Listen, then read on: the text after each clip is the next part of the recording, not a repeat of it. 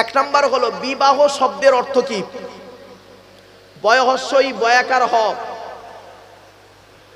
বয়হস্যই বিবেক। যে পুরুষের জ্ঞান আছে, বিবেক আছে, বুদ্ধি আছে, সেই বিয়ে করতে পারে। পাগলের হাতে নারীর জীবন তুলে দিয়ে নষ্ট করে লাভ নেই। বয়াকারে বাহন, বাহন হলো দুই প্রকারের, শারীরিক বহন, অর্থনৈতিক বহন। নবীজি বলেছেন তোমার খাওয়াবার ক্ষমতা আছে, পুরুষত্ব নেই, তোমার মতো পুরুষের বিয়ে করা হলো হারাম। কিছু বুঝতে পারছেন ভাষা? কোটি টাকার মালিক কিন্তু পুরুষত্ব নেই, পুরুষত্ব নেই, ওর বিয়ে করা হারাম। আবার পুরুষত্ব আছে, খাওয়াবার ক্ষমতা নেই, ওর বিয়ে করা হলো মাকরুহ, নাজায়েজ। বিয়ে করতে গেলে স্ত্রীকে খাওয়াবার ক্ষমতা রাখতে হবে, উপার্জন করতে হবে, এটা মাথায় রাখুন। হ দিয়ে হলো হৃদয়। নারীর জীবনকে পুরুষ তোমার হাতে তুলে দেওয়া হচ্ছে। যতই তুমি হৃদয় দিয়ে ভালোবাসবে, সে ততই তোমাকে ভালোবাসা দেবে। তুমি স্বামী বলে 10 দিন চোখ বাঁকিয়ে দেবে, ও সহ্য করতে না পারে ও একদিন বাঁকিয়ে দেবে। বিবেক, বাহনার হৃদয়, এই তিনটে গুণ যার মধ্যে থাকবে সেই পুরুষই উপযুক্ত পাত্র বিবাহের। ঠিক না বেঠিক? সাথে সাথে এটাও বললাম, জান্নাতি নারী, জাহান্নামী নারী। শুনে নিন, এই যুবক ছেলেরা শুনে নাও বাবা, 4 জন ব্যক্তিকে খুশি করলে তুমি জান্নাতি। 1 নাম্বার, তুমি তোমার রব আল্লাহকে খুশি করো, অর্থাৎ কোরআন মোতাবেক জীবন যাপন করো, হালালকে বর্জন গ্রহণ করো, হারামকে বর্জন করো। 2 নাম্বার, তুমি তোমার নবীকে খুশি করো, নবী যেভাবে চলতে বলেছেন সেইভাবেই তুমি জীবন যাপন করো। 3 নাম্বার, জন্মদাতা বাপকে তুমি হকের উপরে খুশি করো। 4 নাম্বার, অবাগিনী মাকে হকের উপরে খুশি করো। নবীজি বলেছেন রাদিয়াল্লাহু ফি রাদিয়াল ওয়ালিদাইন ওয়া সাকতুল্লাহি ফি সাকতিল ওয়ালিদাইন। হকের উপরে তোমার পিতামাতা যদি তোমার উপরে নারাজ থাকে, অখুশি থাকে, আল্লাহ নারাজ হয়ে যাবে। আর হকের উপরে পিতামাতা যদি খুশি থাকে, আল্লাহ খুশি হয়ে যাবে। বাড়ি থেকে ভাববেন। এরপরে আসছি ওই বিবাহের অনুষ্ঠানে ইমাম সাহেবকে ছেলের তরফ থেকে মনে হয় 500 টাকা দিল। আর যেহেতু আমি দোয়া করি যে আমারে বিয়ে পড়ানোর জন্য ডেকেছে, আমারে বাড়িওয়ালা বেশ কিছু পয়সা দিচ্ছিল, সত্য কথাই, জিজ্ঞেস করবেন পেয়ে যাবেন। তো আমি গাজীপুর, আমতা গাজীপুর, মনে পড়েছে গ্রামটার নাম আমতা গাজীপুর। তো আমি করলাম কি, খাঁপাড়া, গাজীপুর খাঁপাড়া মানে সম্ভবত, হ্যাঁ। তো আমি তখন করলাম কি, বিয়ের মজলিসে ওই যে দিচ্ছিল, আমি বললাম বাবা আমিও পয়সা নেবো না, আমি ডায়মন্ড হারবার থেকে গাড়ি তেল পুড়িয়ে এসেছি, এসে বিয়ে পড়িয়েছি, খুশি আলী ভাই, দরকার নেই। ওই টাকাটা ইমাম সাহেবকে 1000 টাকা দেবেন, আমাকে যে টাকা দিচ্ছিলেন ইমাম সাহেবকে ওখান থেকে 1000 টাকা দেবেন, আর গরিব দুঃখীদেরকে বাকি টাকাটা দিয়ে দেবেন। কেন বললাম, এর কেন করলাম শুনে নিন। বড় দুঃখ লাগে কি জানেন, বিবাহের অনুষ্ঠানের আগে রাত 2টোর সময় ইমাম সাহেবকে তোলেন আপনারা, 4টে গরু জবাই হবে, 500 লোক খাবে, এক একটা গরুর দাম 1 লাখ টাকা কি 50,000 টাকা করে গরুর দাম। ইমাম সাহেব জবাই করে তার দেবেন 150 টাকা। ঠিক না বেঠিক? আমি এজন্য বলতে গিয়ে অনেক জায়গাতে বলি যে মসজিদে নামাজ যদি আল্লাহর দরবারে কবুল করাতে চান, ইমাম সাহেবের মাইনে বেশি করে দেবেন। যে মসজিদে ইমামের মাইনে কম, ওই মসজিদের মুসল্লিদের নামাজ আল্লাহর দরবারে কবুল হওয়া খুব মুশকিল আছে, বলে দিচ্ছি।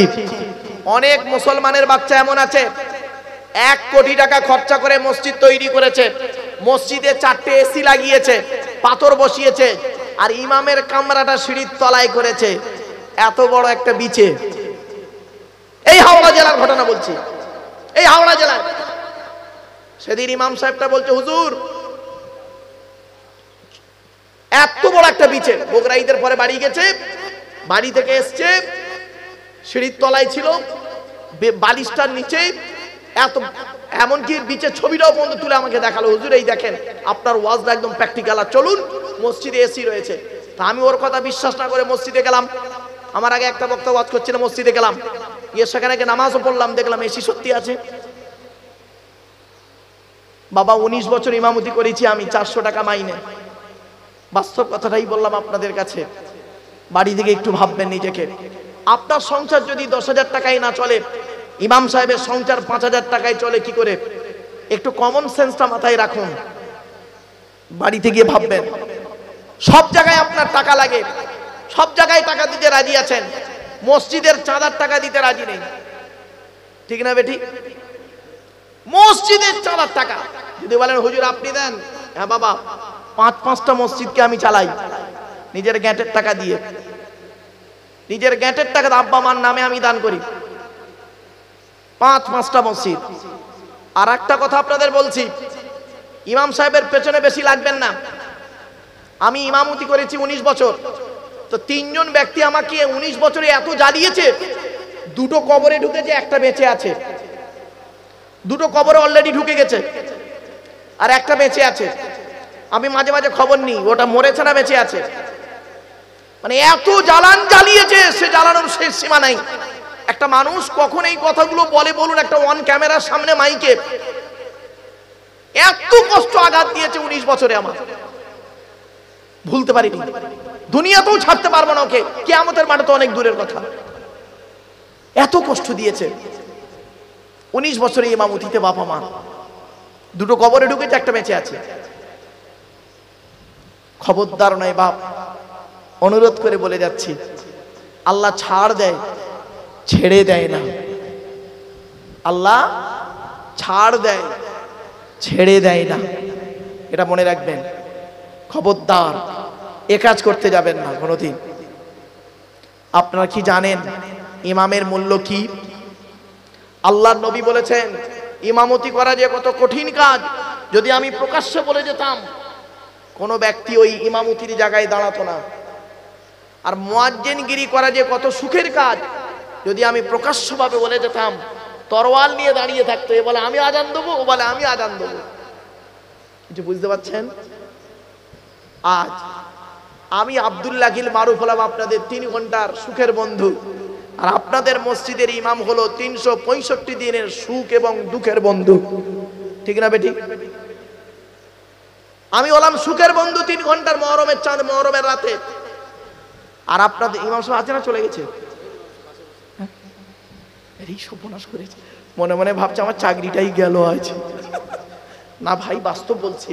হয়তো আপনারা হয়তো ভাববেন আমাদের ইমাম সাহেব হুজুর বলে দিয়েছে, এই আল্লাহর কোরআন সামনে রেখে বলছে, হাতে রেখে। না বাবা, উনি বলেননি। আমি কষ্ট সহ্য করতে পারি না, সব জায়গাতে আমার এই দুঃখের বেদনার কথাটা তুলে ধরি, যাতে করে মানুষ অন্তত সচেতন হোক। ইমামের মাইনে বাড়াতে গেলে ওদের কলজে ফেটে যাবে।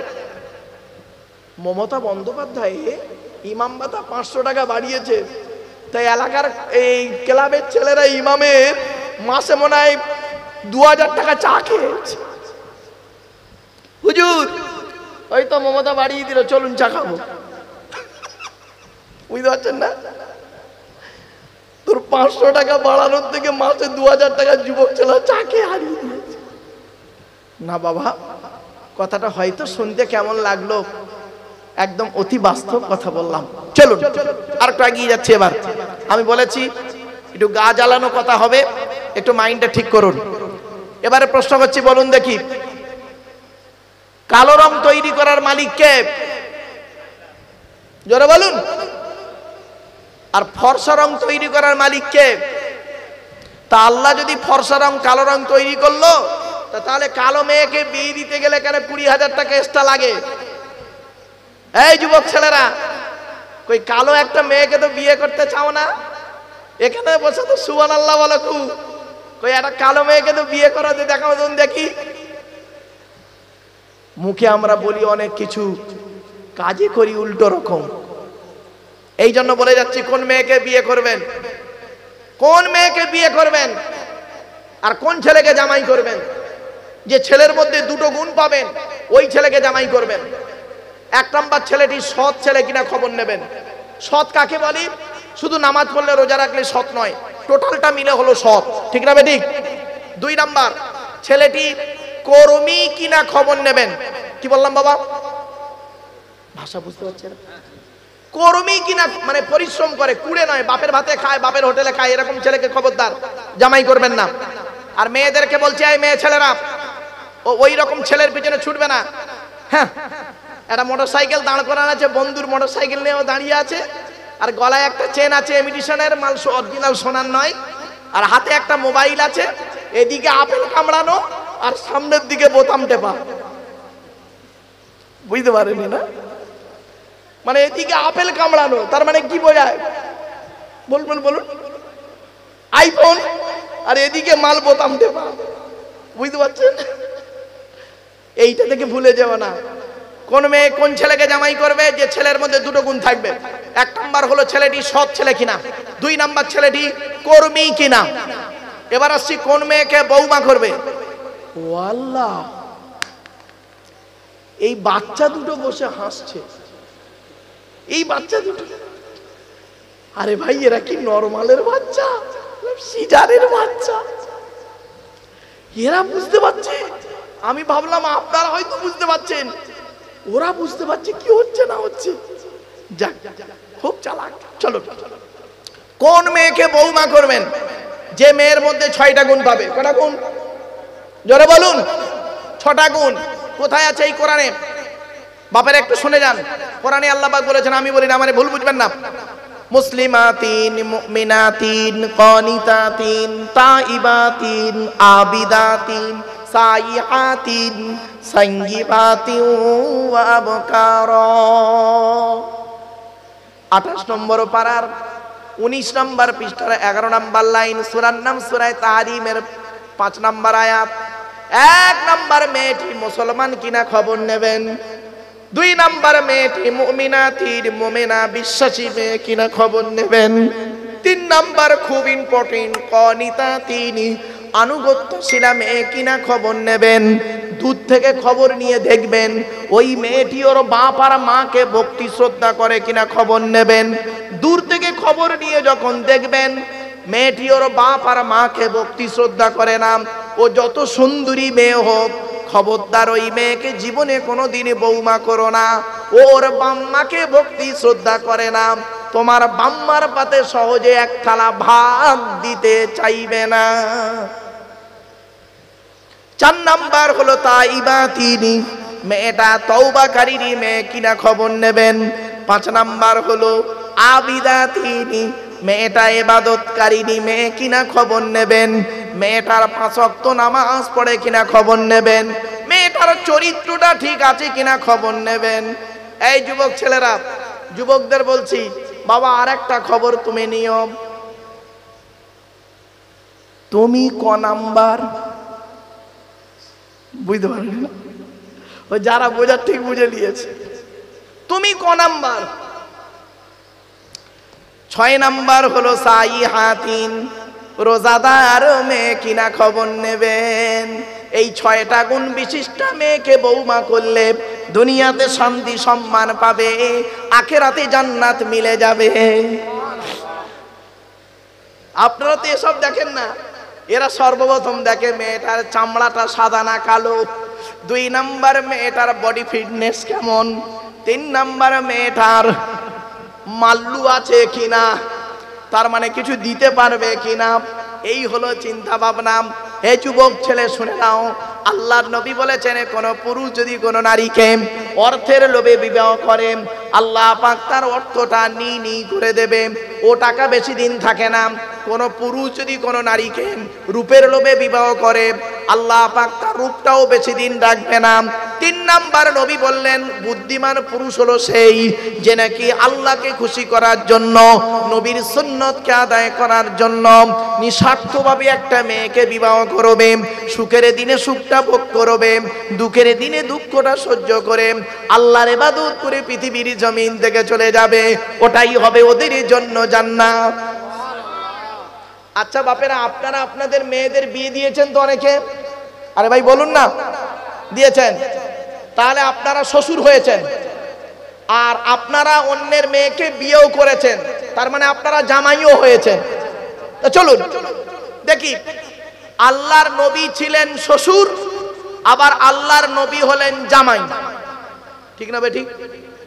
আবু বাক্কারের জামাই হলো আল্লাহর নবী, আর আলী হলো আল্লাহর নবীর জামাই, তাই তো নাকি? চলুন, নবীজির 4 কন্যা, জয়নাব, উম্মে কুলসুম, রুকেয়া, ফাতেমা।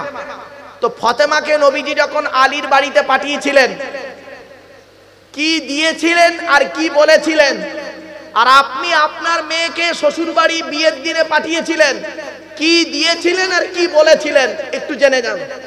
অসুবিধা হচ্ছে? ফজরের ওয়াক্ত হয়ে গেছে, চিন্তা নেই, 6 মিনিট পার হয়ে গেছে অলরেডি, আর চিন্তা নেই। আজান কোটায়? 4টে। ঠিক আছে, আজানের আগেই শেষ করতে হবে, চিন্তা নেই। এই গুরুত্বপূর্ণ কয়েকটা কথা শুনে যান একটু।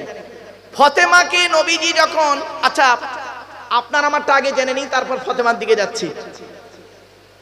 আপনি আপনার মেয়েকে যখন বিয়ে দিয়েছেন, বিয়ে পড়ানোর পরে যখন মেয়ে যখন তার স্বামীকে নিয়ে, স্বামী যখন তার মেয়েকে নিয়ে, বা আপনার জামাই মেয়ে যখন চলে যাচ্ছে, আপনি কি করেছিলেন, কি দিয়েছিলেন? খাট, গদি, ড্রেসিং টেবিল, আলমারি, এইসব তো দান সাজ ইত্যাদি ইত্যাদি বস্তু। আর কি বলেছিলেন? মেয়েটার গলা জড়িয়ে হাউ মাউ করে কেঁদেছিলেন, এই তো, মা তুই কাঁদিসনি। মেয়েটাও কাঁদলো আবেগে, আপনিও কাঁদলেন, আর কাঁদতে কাঁদতে আপনি বললেন, মা তুই কাঁদিসনি, কাল আমরা যাচ্ছি। এটাই বলেছেন তো? বাহ, চলো। নবীজি কি বললেন? নবীজি আমার আপনার মতো কথা বলেননি। চলুন, আপনি যদি সত্যিকারের বাপ হন, নবীর এই সুন্নতটা আদায় করবেন। শুনে নিন, নবীজি তার মেয়েকে ফতেমাকে কি দিয়েছিলেন? 2টো জামা। কটা? 2টো জামা। আপনি দিয়েছেন কি? একটা অ্যাটার্জি সময়, অ্যাটার্জি না, trolley bag, trolley 1 trolley bag sari, তাও পোষে নেন, আরো অনেকগুলো জুটেছে।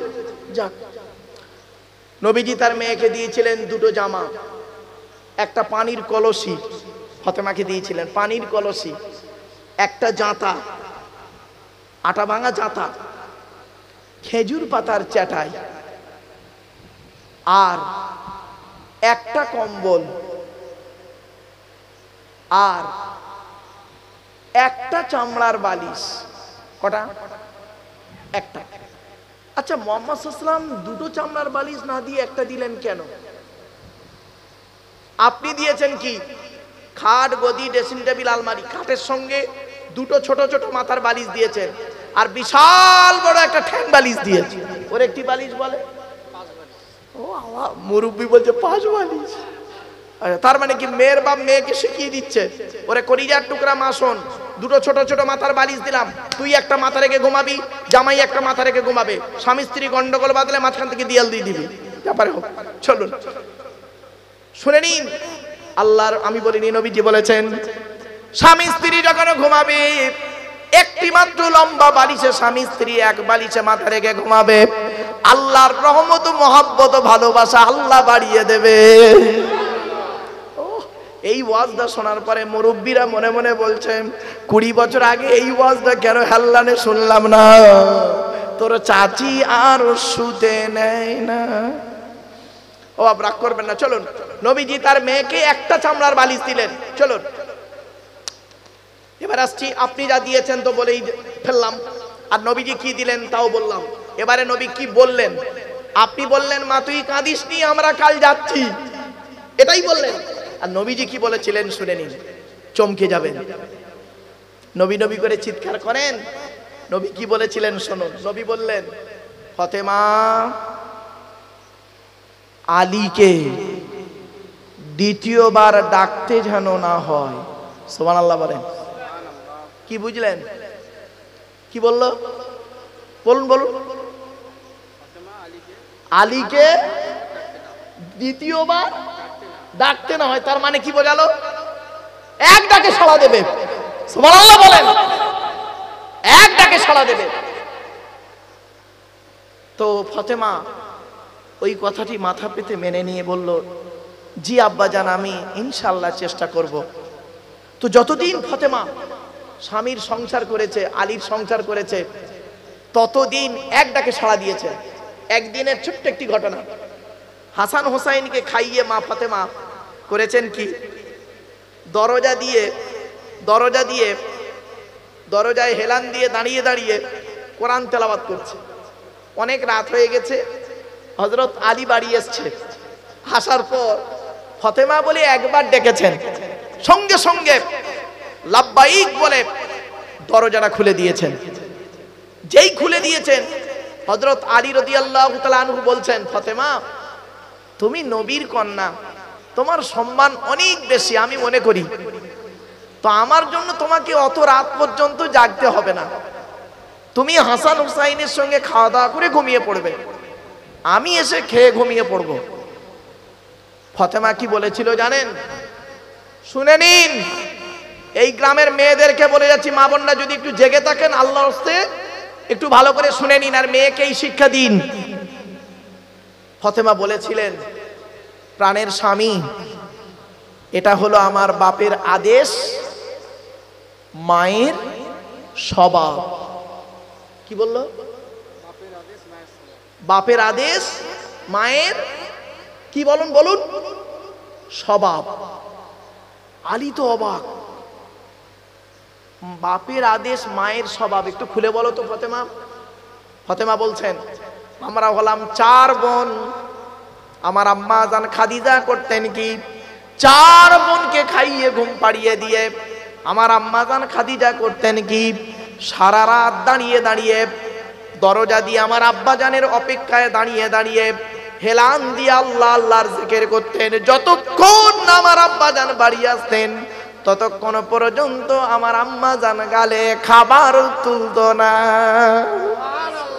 আমার আব্বা জান যতবার একবার খাদিজা বলে ডেকেছেন, সঙ্গে সঙ্গে আমার আম্মা জান করেছে কি, লাব্বাইক ইয়া রাসূলুল্লাহ বলে দরজা খুলে দিয়েছে। এই স্বভাবটা আমি মায়ের থেকে শিখেছি, তাই আমি আপনার জন্য অপেক্ষা করি। আর 2 নাম্বার বাপের অর্ডারটা কি শুনে নিন। যেদিন আমি আপনার বাড়িতে আসছিলাম, আমার আব্বা জানকে জিজ্ঞাসা করলাম, আব্বা জান আপনি আজকে আমি স্বামীর বাড়ি যাচ্ছি, কি উপদেশ দেবেন আমাকে? তখন আমার আব্বা জান একটাই কথা বললেন, মা ফাতেমা শুনে নাও, মা ফাতেমা তুমি শুনে নাও, আলী যদি হকের উপরে তোমার উপরে নারাজ থাকে আল্লাহ নারাজ হয়ে যাবে, সুতরাং তুমি স্বামীকে কোনোদিন কষ্ট দিও না। আর আলী এক ডাকে তুমি সাড়া দেবে, আলীকে দ্বিতীয়বার ডাকতে যেন না হয়। তাই বাপের আদেশকে পালন করতে গিয়ে আপনার এক ডাকে আমি সাড়া দিই। এমনি জান্নাতে সর্দারিনী হয়ে গেল। হ্যাঁ, আপনি কি ভাবলেন?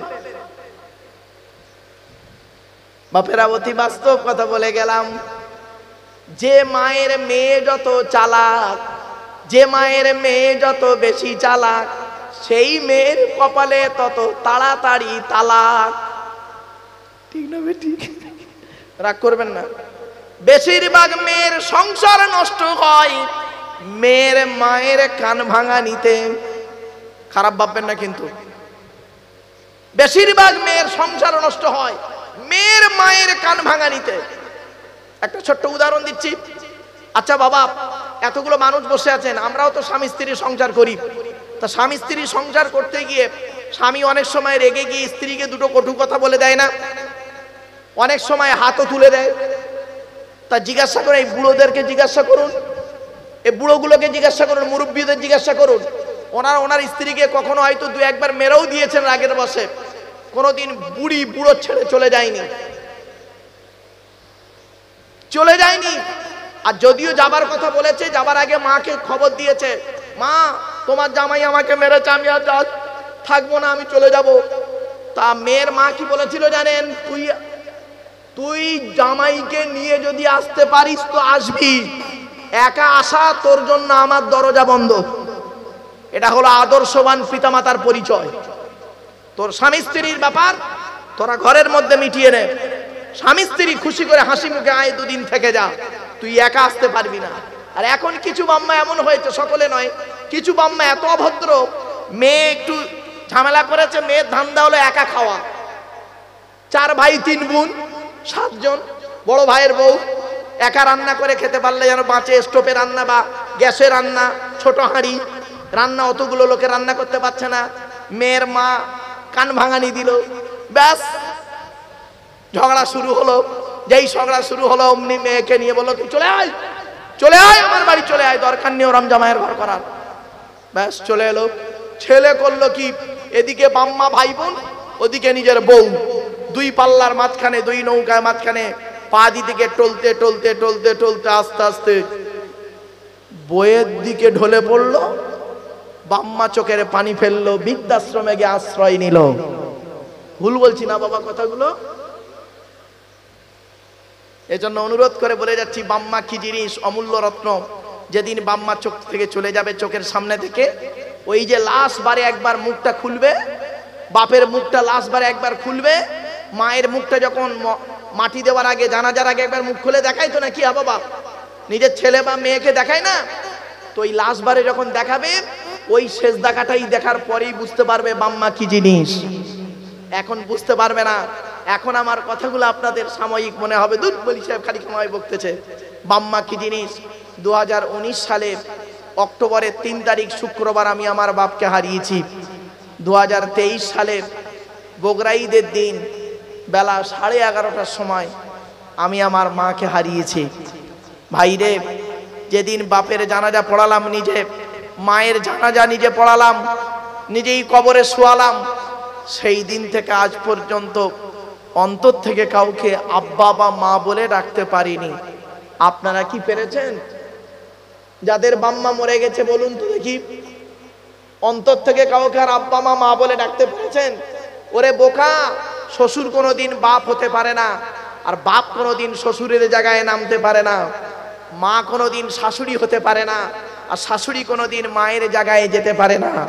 মায়ের ভালোবাসা আলাদা, শাশুড়ির ভালোবাসা আলাদা। শাশুড়ি তোর মা হয়েছে 20 বছর পরে তার মেয়ে দেওয়ার কারণে, শ্বশুর তোর বাপ হয়েছে 20 বছর পরে তার মেয়ে দেওয়ার কারণে।